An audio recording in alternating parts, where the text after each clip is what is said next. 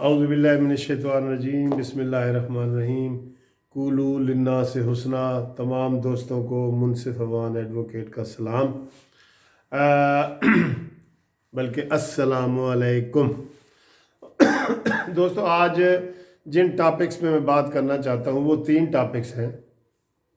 एक, हसन नियाज़ी एडवोकेट की गिरफ़्तारी का मामला बड़ा चल रहा है, उसमें क्या मसले हैं, क्या रुकावटें हैं, क्या है, वो थोड़ा सा आपको बताता हूँ। और फिर आज फिरदौस आशिक अवान साहबा ने प्रेस कॉन्फ्रेंस की है आसिफ जरदारी के बारे में और नवाज़ शरीफ के बारे में, उसके बारे में थोड़ी सी बात करूँगा। और शेख रशीद साहब ने बात की है मौलाना फजल रहमान सी की, तो उस हवाले से भी थोड़ा सा इज़हार ख्याल करूँगा। दोस्तों, जहाँ तक हसन नियाज़ी का ताल्लुक़ है ना, हसन नियाज़ी साहब इमरान ख़ान के रियल भांजे हैं, और जो जियो टीवी पे आप रिपोर्ट कार्ड में हफीज़ुल्लाह नियाज़ी साहब को देखते हैं, उनके वो बड़े बेटे हैं।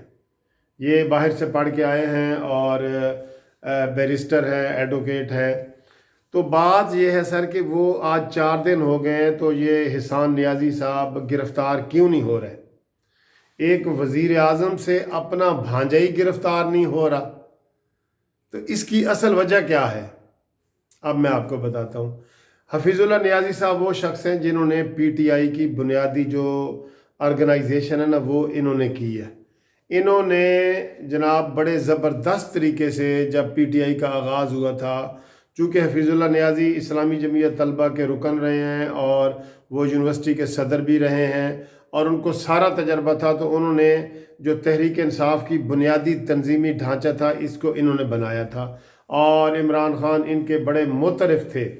तो फिर जो है ना, इमरान ख़ान को चूँकि तनकीद पसंद नहीं है, तो इनको उन्होंने इमरान ख़ान इनको फ़ारिग किया। और अब वो जियो टीवी रिपोर्ट कार्ड में हमेशा आप देखते हैं कि तबसरे बड़े दिलेराना तरीके से कर रहे होते हैं। अब बात यह है कि हसन नियाज़ी को जब इमरान ख़ान उनके वाले साहब को देखते हैं, तो वो कहते हैं कि हसन नियाज़ी को गिरफ़्तार होना चाहिए।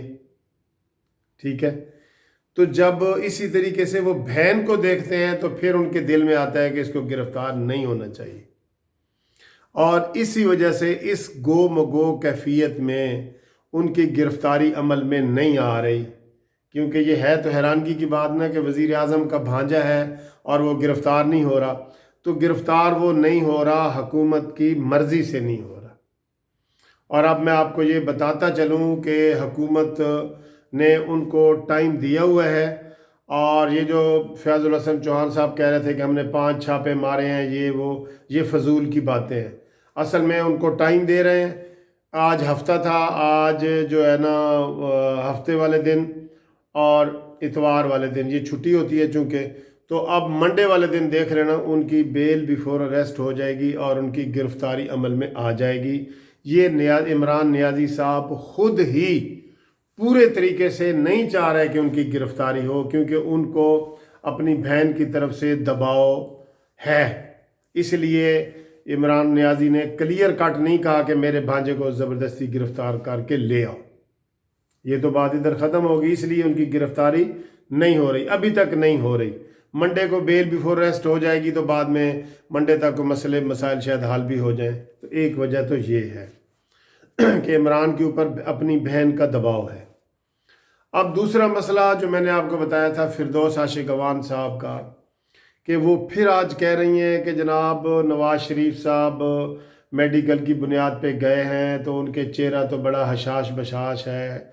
और दूसरा उन्होंने वार किया आसिफ जरदारी पे, एक ही वार से 2 तीर किए, कि ये भी जनाब बड़े बीमार थे और आप उनकी भी आप देख लें तबीयत, वो बिल्कुल आपको नज़र आ रहे हैं गाड़ी में बैठते हुए।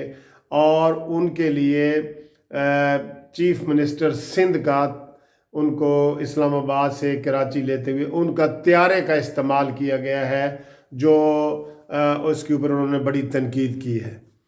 दोस्तों, पहली बात तो ये है कि ये फिरदौस आशिक अवान साहब जब टीवी पे आते हैं ना, तो यकीन करो दिल करता है कि टीवी बंद ही कर दें, क्योंकि उन्होंने सिवाय नेगेटिव बात के और कोई बात नहीं करनी। हमेशा ताना मारना है कि जी वो तो बड़े हशाश मिजाज हैं और बीमारी का बहाना किया है और ये वो। भाई ताना वो मारे जो जिसका अपना दामन साफ हो।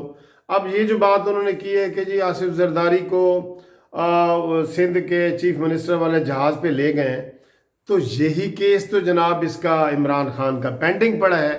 थोड़ा सा उसके ऊपर भी रोशनी डाल देती कि जब परवेज़ खटक साहब वज़ीर आला बलोच KP के थे तो वो सारा त्यारा ही इमरान खान उनका इस्तेमाल करता था। यही तो 72 घंटे जनाब, यहाँ से आप मियाँ वाली जाएँ तो 1 घंटे में बंदा पहुँच जाता है। 72 घंटे चीफ मिनिस्टर KP के साबिक जनाब परवेज़ खटक का त्यारा इमरान खान ने इस्तेमाल किया है। इसका रेफरेंस बना हुआ है।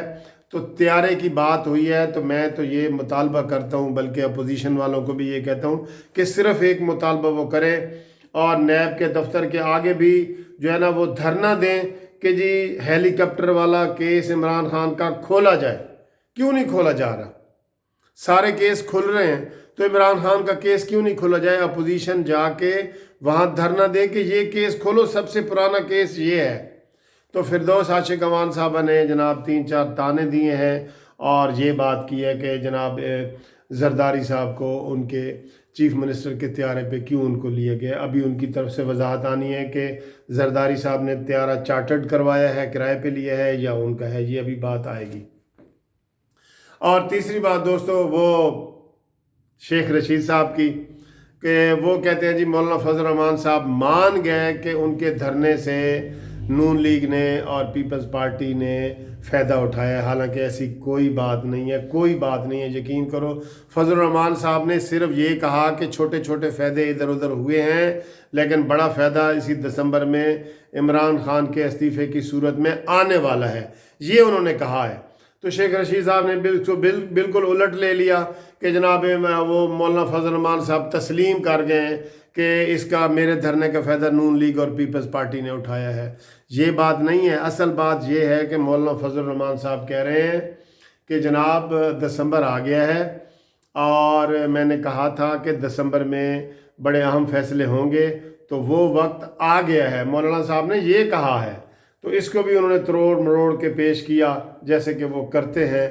तो बहरहाल मौजूदा हुकूमत की सर आप प्रेस कॉन्फ्रेंसें निकाल के देखें, यकीन करो फिरदौस आशिक अवान ने इस 1.5 साल में कोई 200 प्रेस कॉन्फ्रेंसें की होंगी। 200 में से एक भी ऐसी प्रेस कॉन्फ्रेंस नहीं है जो काम के हवाले में हो कि हमने ये काम किया। सिर्फ अपोजिशन को, नवाज शरीफ को, जरदारी को, मरीम नवाज को, इनके बयानों के ऊपर उनकी प्रेस कॉन्फ्रेंस की कि उन्होंने जो बात की है वो गलत है, वो गलत है, वो गलत है। अपने काम की, परफॉर्मेंस की, कारकर्दगी की एक प्रेस कॉन्फ्रेंस भी उसकी आप निकाल के नहीं दिखा सकते। तो जो हुकूमत सिर्फ इसी तरीके पे लगी हुई हो तो उसने क्या काम करना है। तो बहरहाल ये बड़े अफसोस की बात है ये सारी।